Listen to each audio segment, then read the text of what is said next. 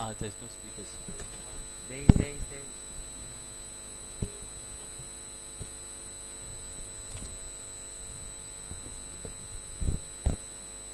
It's Is it working or not? Can you? Yes.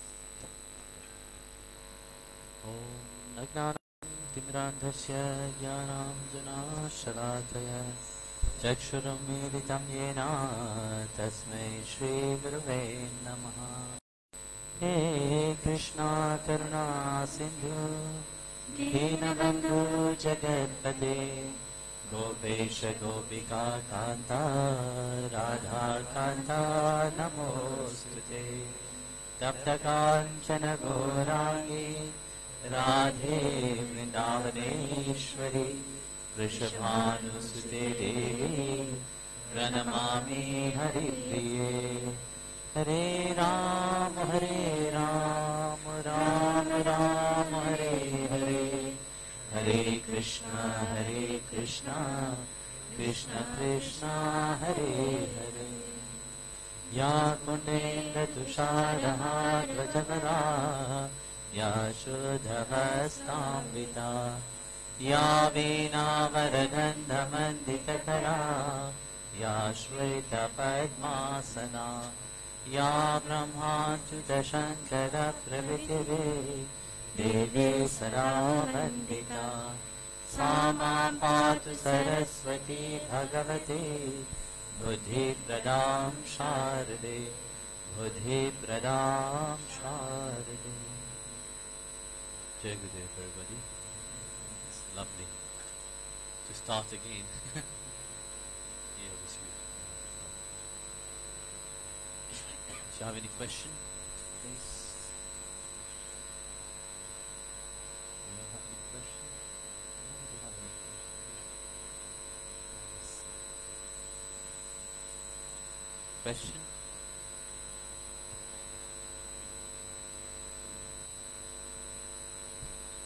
Jimmy, ask something.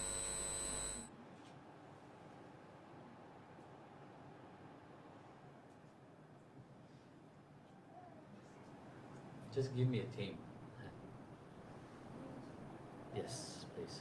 Why the woman mostly comes to temple mostly? Why women are more pious than men? Why women are more pious than men? Curious. Pious. Fierce. This is in the temple. They are more fierce also. Actually, you will see women are more receptive than men. Because very often men like to pretend to be somebody who they are not. But women just be. And also one thing is that the feeling, it's not that men don't feel, men also feel. But women like to express their feeling more than men. So it's not that you have more men or women, which is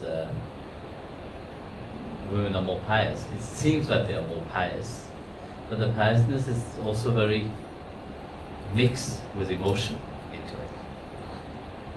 Piousness doesn't mean that you have to have emotion into it. Put this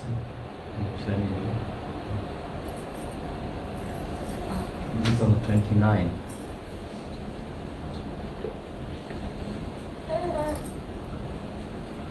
If you can reduce the temperature. No, I just come from Germany. In Germany it was quite cold.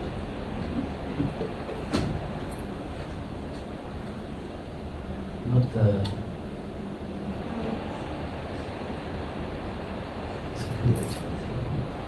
So you understand, it's not really the pious what we see on the outside. You know, it's all due to the expression. Women like to express themselves more than men. That's why it seems like that.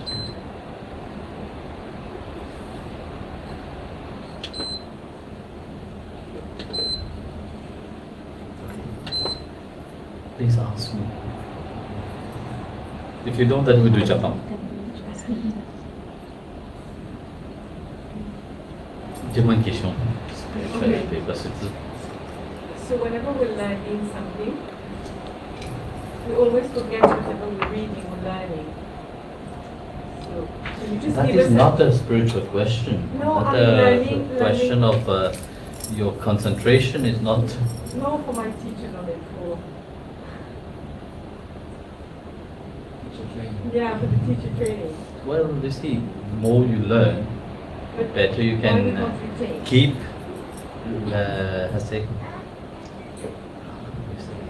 keep practicing. When you practice, you become better. If you just read it one time,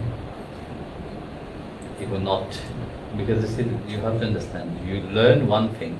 If you are going to academically, you want to learn something, yeah, maybe you have a good memory, you can keep it. But spiritually, when you have to learn something, it's a different knowledge.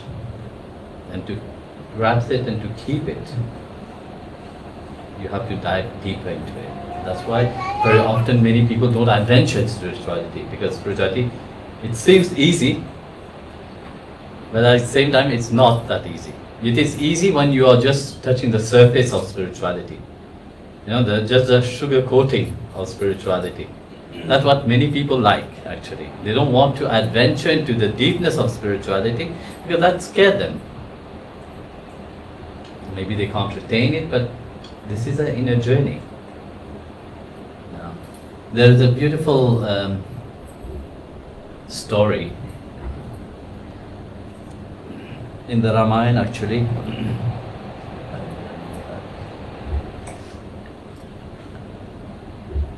Ram went to Valmiki and he asked Valmiki a question.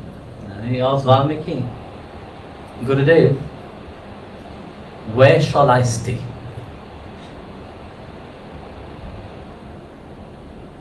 Valmiki looked at him and he said, you are asking me, where shall you stay?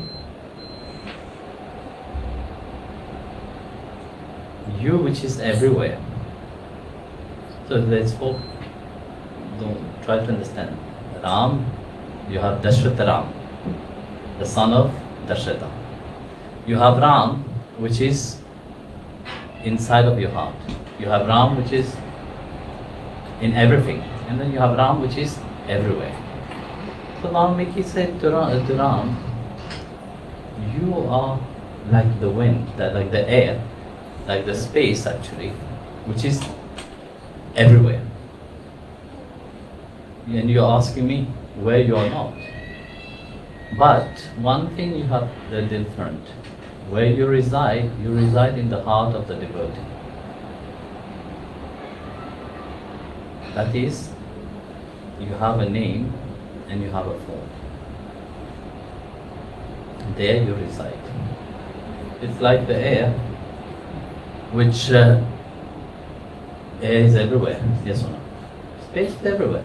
But do you feel it? No, you can't feel it. Air is everywhere, you can't feel it. Only when they start blowing, no? The flowing of that make you feel. So like that, you see, to assimilate your whatever you are learning is with constant practice. Without constant practice, it's not happening. Chapter 8 of Bhagavad Gita, chapter 8, verse 14 of Bhagavad Gita, what Lord Krishna said to Arjuna.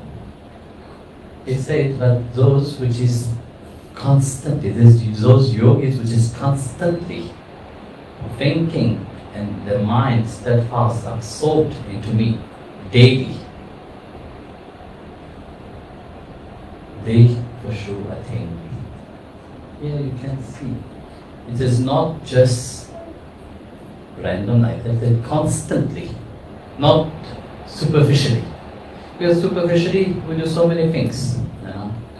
It's like when you see somebody have a garden, time to time we will put pesticide on the garden.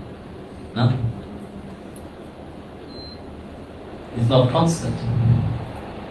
Like that, you see, people go to temple, they go inside, they expect when they come out of the temple they will be washed clean. It is not constant. Here Bhagavan clearly said, something which is constantly, those yogi with steadfast mind, which is constantly absorbed into me, which means night and day.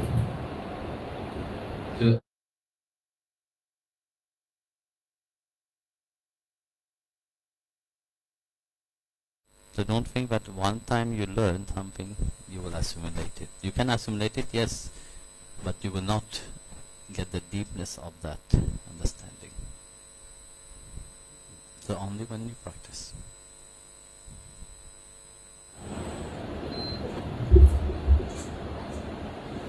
Yes. My question is, when Dasharatha asked Ram to go to exile, he obeyed and fulfilled. And when Krishna Father asked him and everybody to perform puja for governor, for Indra, he didn't accept it and said, it's not right, we have to do another way. So it might, like in one situation, Narayana accepted, but Father ordered another situation, Narayana didn't accept it. So my question is, how we can deal between these two situations when we want to say something which we feel is not right or which we feel right, or we have to just shut up and do. You see, you are not Ram, you are not Krishna. Yes. So you have to understand. You have not find Ram and Krishna inside of your heart. But for that you have to understand the two personality of the two avatars of the same Lord himself, Vishwananda. Ram is bound by a certain quality which is single devotion, as a single way only. So he have his dharma, he knows what it have to do, that's it. He will go and do it. And for him, his dharma is only a single path. Whereas Krishna have a multi-dimensional path. And due to his multi-dimensional path, he removed all the barrier. That's why Krishna is considered to be Purnavatar. Which means he has the fullness inside of him. It's not only partially. He have not come only for just a group of people. He have come for the mass, for the whole. And due to that quality that he expressed, that multi-dimensional, so that's why what he does is to break the minds. Whereas you see, you can give the mind an aim and go toward that aim. All the great masters who have ever come, you will see, but they are bound by a certain perception. You have to give a certain understanding of things. You have to be, if you follow that, you will reach to a certain level. Whereas when Krishna came, he disagreed with that. He said, no, you are a multi-dimensional thing. Your Atma is not just bound by one. Your Atma have been traveling throughout lives. You have had countless of experience. And these experiences are not just one-sided. Go to that. Think back to that. You have to have that broad-mindedness. And to make sure that his message is right, to have that broad-mindedness, to open up, to remove all the barrier, which firstly your mind have put itself. He act in that way to give you the deepness of. That's why you will see they are completely different. Ram will obey, Krishna will say no.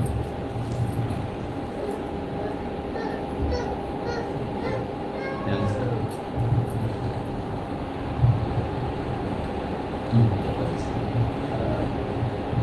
How do you develop generosity? Like most of the time, I can see the inspiration is very selfish and see what's is the main cause of suffering. How you can really look at selfless service and generosity and taking care of others. You see, generosity, like it said in the Bible, it said, what your right hand give, your left hand should not know. But very often our generosity is based upon I. You see, if you remove that I, just do it and forget about it. But that is not an easy thing, because to be generous in whatever way, you have to develop certain quality inside of you, and that it is based on certain kind of qualities. So first quality that you have to develop inside is to watch your thoughts, because the thoughts, first thing, what does the thought? Very often, so many thoughts go through the mind. We are aware of some we entertain, and very often we are shocked about our own thoughts. But what is thoughts? Thoughts are vibration energy. So this one thought that you create are all creative thoughts, because you see, as God is creator, you are also creator. You create. But the power of thoughts, how you think about them, is very what you are sending to the divine or to the universe, whatever you want to call it, that will come back to you. So you have to watch your thought. Your thought is positive, positiveness will come to you. But if your thought is negative, negativity will come to you. That is first thing. Second, to watch also your words, how you speak to others, what are you giving to others? Because giving doesn't mean generosity, doesn't mean you take something and give something, it's finished. No, it is also through words, how you approach it. That also. What are you watching? Because when you see nowadays, you watch so many things that goes in your subconsciousness, and what you watch, when it goes into the brain, it gets multiplied, and that's what you can also give. What you have inside of you, that's what you can give. If you don't have something inside of you, you can't give that. So by watching, also be observers of what is also. So what you hearing. If you're hearing good music, it will inspire you. It will inspire you. Due to the inspiration, it will help you as an inspiration for others. Otherwise, it doesn't. Your atmosphere, the surrounding, how clean it is your surrounding. This also reflects upon who you are truly. If you have a messy attitude on the outside, you can't expect it to. You will be able to make somebody else's life better when you yourself, your life is not better. So the atmosphere around you, whether you're surrounding yourself, is it cleanliness? As I say, cleanliness is next to purpose. So that is also very important. The cleanliness is what is around you. And which number is it now? 6. 6 is the companion, people that you keep around you. That is also which kind of people you keep around you that affect you. You keep positive people around you, you will be positive. Your attitude, your health, everything that you do will be imprinted with that vibration. But if you keep negative people around you, that also will affect your state of generosity. And last is the gratitude. To be grateful for what God has given you, what life has given you. To be grateful that you're allowed to do a service. So if you have that 7 qualities inside of you, everything will flow naturally. Then there is no question, oh, I am doing this service or not. that service will flow. They become part of your being. So then you don't need to sit there and think, shall I help that person or not? As you're talking about generosity, you know, there's a beautiful story somebody sent me. I can't remember it. There was a man, he was sitting in his car waiting at the supermarket. And as he was waiting, he saw a man dressed in a rag came near to him. So inside of him he was praying, please don't ask me for money. Please don't ask me for money. I will not give. Like at a certain time, you want to give naturally. Sometimes you saw somebody, no, I don't want to. I don't. You know? So the man came by. He was sitting. There was no conversation between them. And he looked at him. And inside of him said, please ask him at least if you need any help. You know? So he turned to the gentleman and said, do you need any help? Can I help you with something? So the man didn't say anything. Just with a smile he said, don't we all? That's it. Don't we all? 3 words. So that was a turning point inside of him. He realized that that one is true. Everybody needs help. Help doesn't mean only those which is appear as being poor or somebody which is in a depressive state. No, no. Don't we all? That touches his heart so much that he didn't want to even give just money for a sandwich, whatever. They gave him a lot. Like that, you see, your heart, when you do something without thinking too much, it flows naturally. Because this is the state who you are. You know? You are part of the divine. And divine is abundance. Now, I was in Dubai right now, I was in Satsang, I was saying when we observe the abundance of nature, you know, when we observe the abundance of what God have given, He didn't restrict Himself in giving. We like to restrict ourselves. You know, we like to limit ourselves. But God and nature have not. Doesn't have any limitation in their generosity. They are ever abundance. When you see nature, how many plants? If you have created only one tree, it would be enough, one species of tree now. But you have created billions of it. You will have to easily create one kind of fish. I was looking at the sea in Dubai, I was saying, how many thousands of species of fish we have created. That create one kind of human. Then we create so many kinds of humans. Well, you see, nature is like abundance. It reminds you, you know, more you are open, more it will flow through. This is the nature of being generous.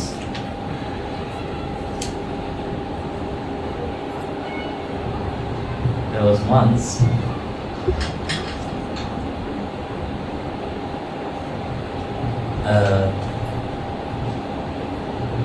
a lady, begging lady. You know.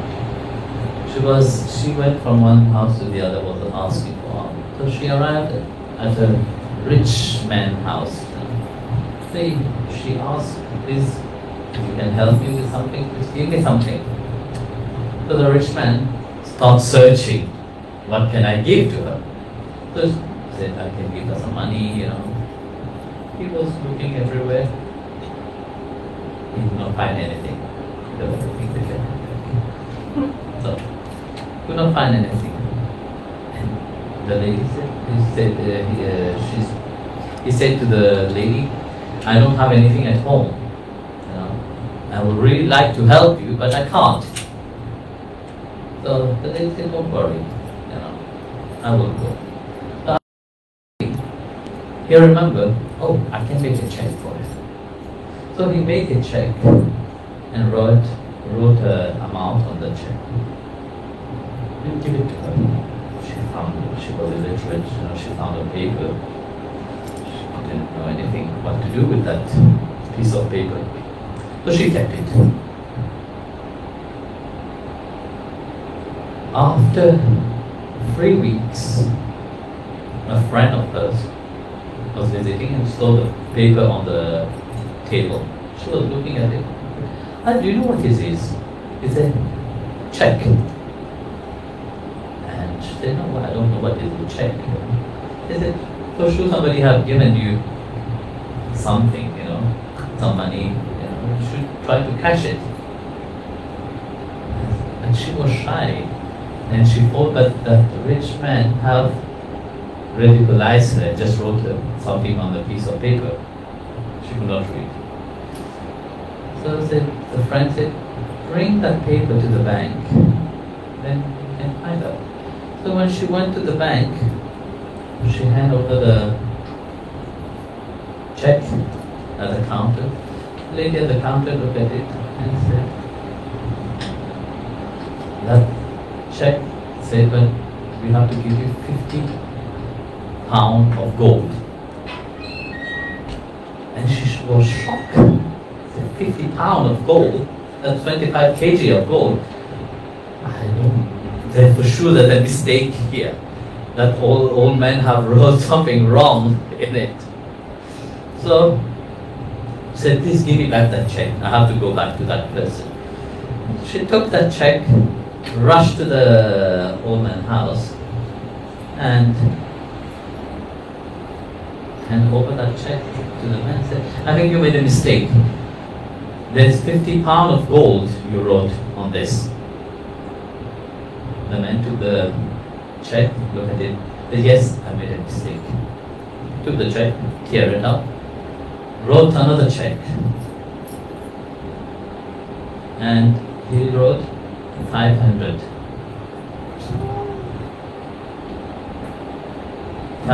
pounds of gold. And said, well, this time I'm not making a mistake. You see, that's how God is abundance. When you do something from your heart, when you do something with humility, and you allow that energy to flow for you, you become His shyness will start shining through you. That's why you see the Atma and Paramatma is symmetry. Quality, they have the same abundance, how He is the same abundance also. But what stops you of being who you are is a mindset. If you control the mind and just always let your feeling guide you.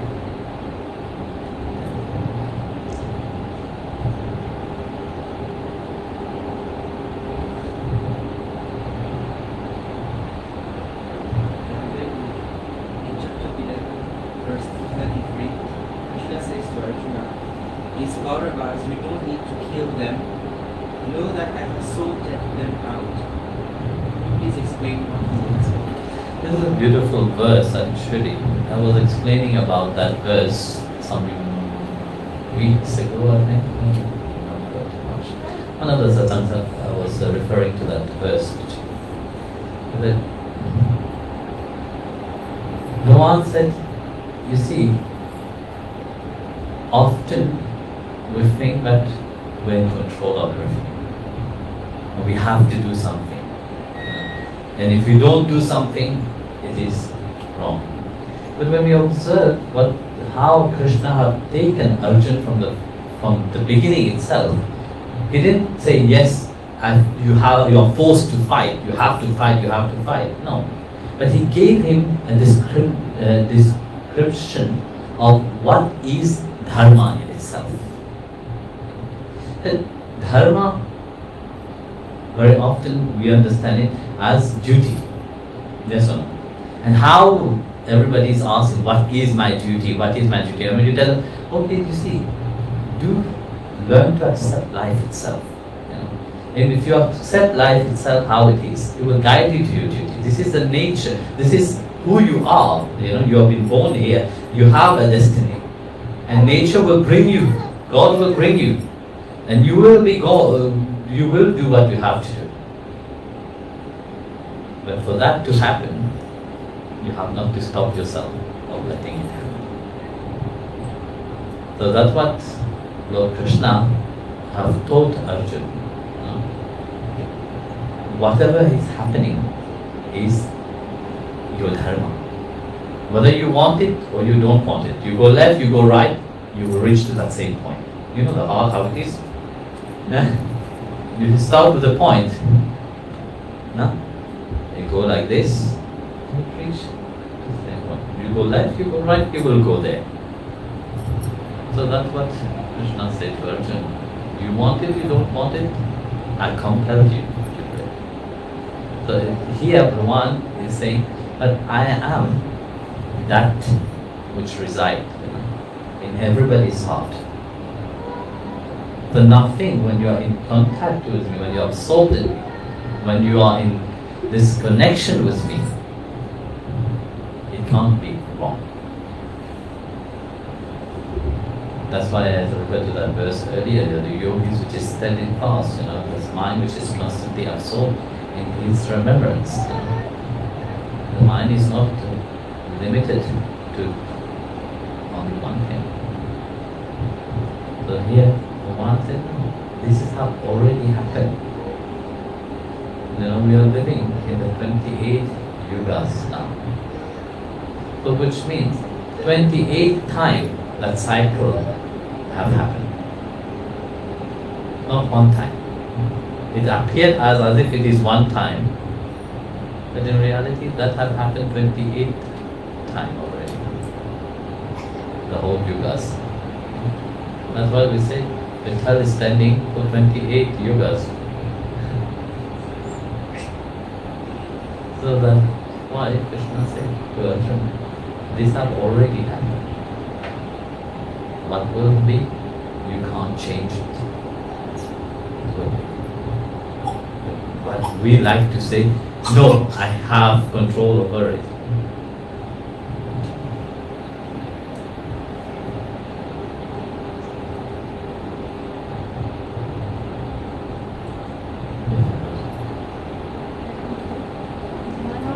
Louder, please. One of the previous satsang, how to overcome our weakness. You say that you are adventure, you are not strong enough to overcome the power. How do we know if we are strong enough? When nothing bothers you. You see, when you are doing something, how is your attitude towards it? You are always thinking, will I be successful or not? This is already doubt. Because you don't trust enough yourself to do it. Do you think you will achieve the result? You will not achieve the result. That is the weakness that you put yourself. This is where it's important to have that confidence inside of you. That whatever I want to achieve, I will achieve. And the moment you have that kind of attitude, this is quantum physics. You will make it happen. This is the law of attraction. You will attract that right attitude, that right energy to make that thing happen. Very often, when people do, you want to achieve something, the problem is, you see, they seek acknowledgement from others. You know, is it right what I'm doing? If I do that, will it be good? Especially here in Mauritius, we hear that a lot. You know, they will go left, right, to this priest, to that priest, to that astrologer, to that to check it out. You know. Because they don't have that self-confidence. And if you have self-confidence, there's no pain. So develop that self-confidence. Strength will be there.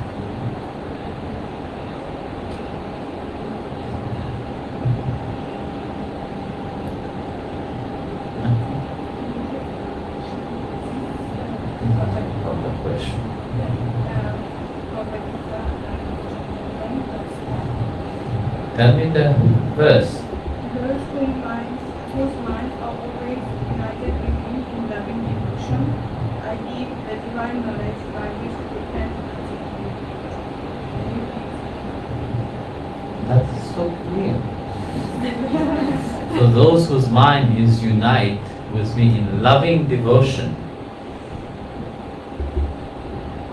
for them it's very easy to attain me.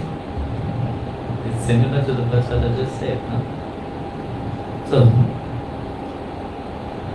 for those whose mind is absorbed into loving devotion, what does that mean? Where does that loving devotion come from? From the self, not from the heart. Here Brahmana said, those which is absorbed into the self itself, which have that knowledge of who you are in essence, automatically your life will be a blessing. Your life will be rotated into a devotion. Whatever devotion then means to sit and pray. Devotion here means in which attitude you're doing something. Is it an attitude of surrender or an attitude of ego? But if your mind is on Him, who will be into your mind? Only Him, no? So when your mind is imprinted with Him, whatever you do will be with Him. And everything will be blessed. In the Ramayana, let's take what I told you earlier, the story what I was telling about Valmiki, you know. When Ram asked Valmiki about that, Valmiki said, yes, you reside in the heart of everybody. But this Ram, you stay in Chitrakoot. So let's understand that word Chitrakoot itself. In Ramayana, 27,000 verse, there's two Kut they talk about. Chitrakoot and one more Kut, you don't know Ramayana, Trikut. So Chitrakoot and Trikut, it's two Kut that Ramayana talk about. So, Kut means a location, a place, the dwelling place. Trikut, Tri means free, the place where the free gunas reside. This is where Ravana stayed. Lanka is called Trikut, where Ravana is a king. So Trikut, this is the free guna, Sattvic, Rajasic and Tamasic. This is the free state of the mind itself, which is the bodily state, the dreaming state and the subconscious state. So those which is absorbed into the external reality, they dwell in Trikut. But those which is absorbed, the mind is absorbed into the constant loving remembrance of the One, they live in Chitra. Chitra means the image. Where the divine image is present, there the One resides. This is what Bhagavan Krishna is referring to. I am talking about Bhakta. They are constantly with me. And when they are constantly with me, I am constantly in the mind. So I am the indweller of each thing that they do is Brahman. And there's a beautiful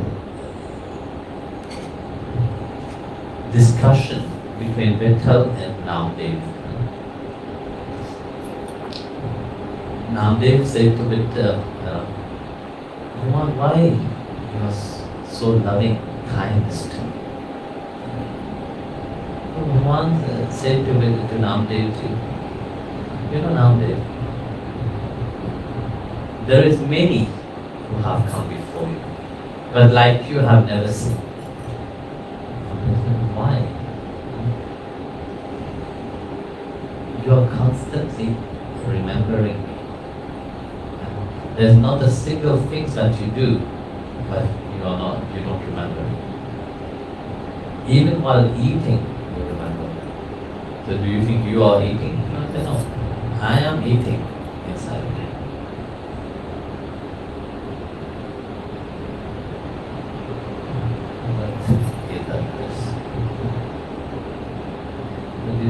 This is when we go into the path of bhakti, we can see that loving relationship.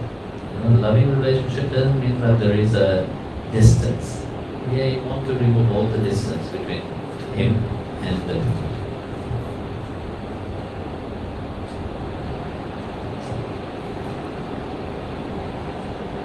yes. It's regarding the self-inquiry, for my question.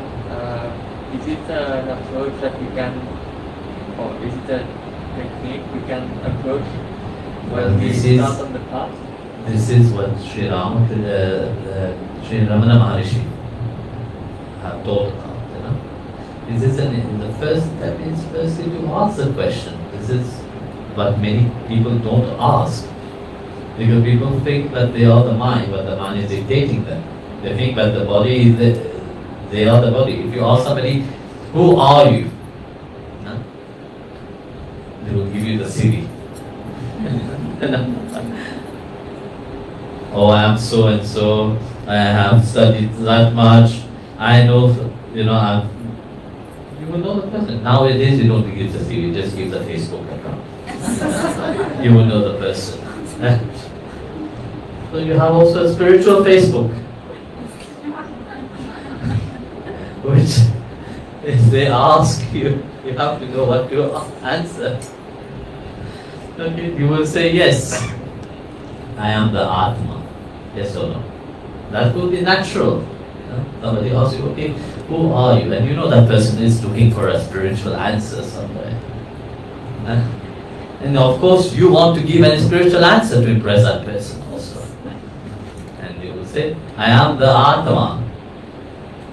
But have you ever seen the Atma? Do you know where the Atma is? Do you know where it comes from? Do you know the journey of the Atma? No, you don't know anything. No? So that is very important, like you have said. If it is important, yes, it is the prime importance to ask who I am. Because without asking that question, you will not want to have an answer. By asking that question firstly, you already acknowledge that you don't know who you are.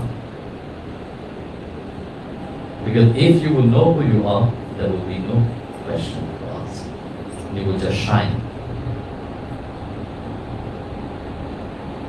So, it's good to ask. But just to ask will not bring you to the answer. You have to search. You have to transform that mind. So inquiry into that. Inquiry into that, it means give me a certain understanding of what is the Atma. Somebody asked me the same similar question, what is the Atma? But we can't really describe. Even Bhagavan Krishna in the Gita, he didn't give the direct answer to Arjuna, what is the Atma? But he gave an understanding of experience of the Atma. So that is where the whole thing starts by having such question. But you have to know by saying, who am I? Not just to say, I am Brahmashtami. Not to say, I am Brahman. You have to know what is Brahman. You have to know what is Paramatma. You have to know what is the Atma. You have to know what is Bhagavan. Then that question becomes clear.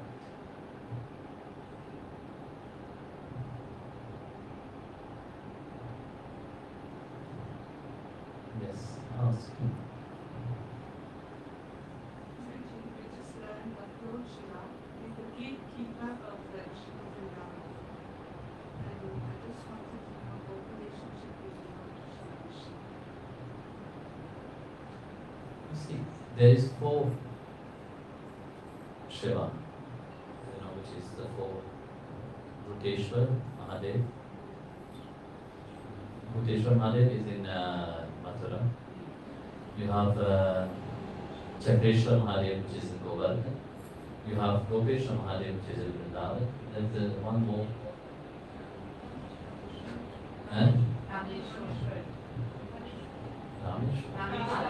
Kameshwar, which is in where's Kameshwar? In Nandagam. So, what is the relationship with Lord Shiva and Krishna? This is a deep relationship which very often we see the beauty of Bharata and Bhagavan. When we see Lord Shiva, how much he loved Krishna, but he himself came to have darshan of Bhagavan, which is one of the most rarest occasions when Bhagavan manifests into this world. But Bhagavan Shankar, which is his heart is always attached to Lord, to Narayana. And I said Narayana Hridayam Krishna, Krishna Narayana Shiva. And in the heart of Shiva is Narayana. In the heart of Narayana is Shiva. And that deep loving relationship, they are so intense, but they are not separated from each other. So we can go deeper to that. We have like to do that in Shivaratri. But we cannot go with it in Shivaratri.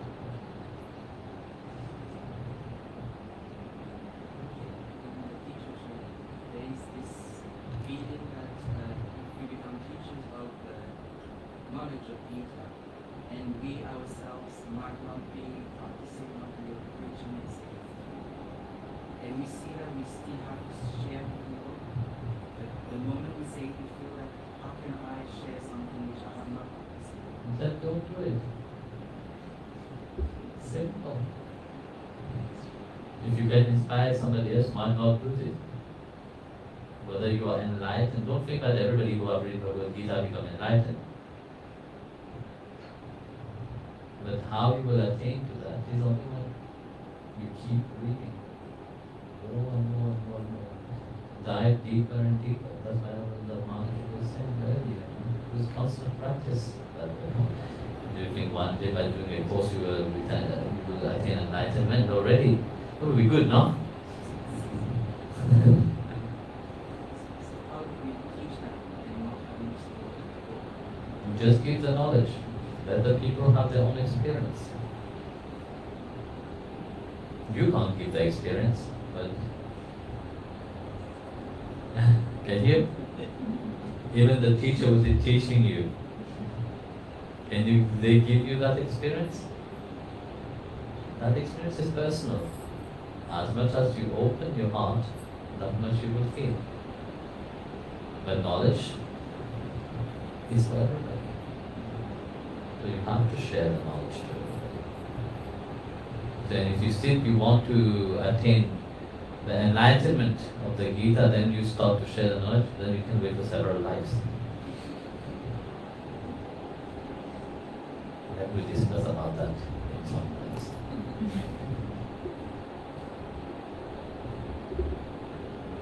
But Krishna said, those who have knowledge of me, they will come to me.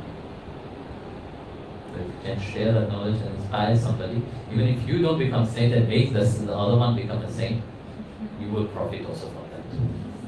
It's good business.